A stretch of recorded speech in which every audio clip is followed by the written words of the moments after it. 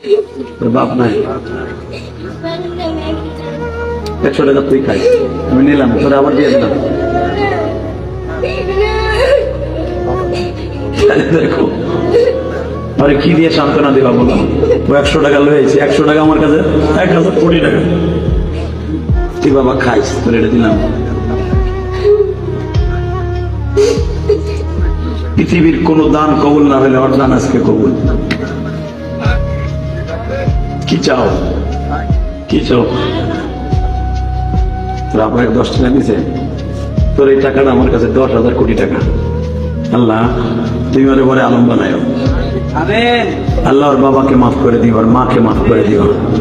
আল্লাহ ওর মনের কষ্ট তুমি বুঝছো, তা না হলে এই 1000 মানুষের সামনে দাঁড়িম করে স্টেজে পড়ে গেছে, দাঁড়িম করে পড়ে গেছে। তোমার আমার ছেলেগুলা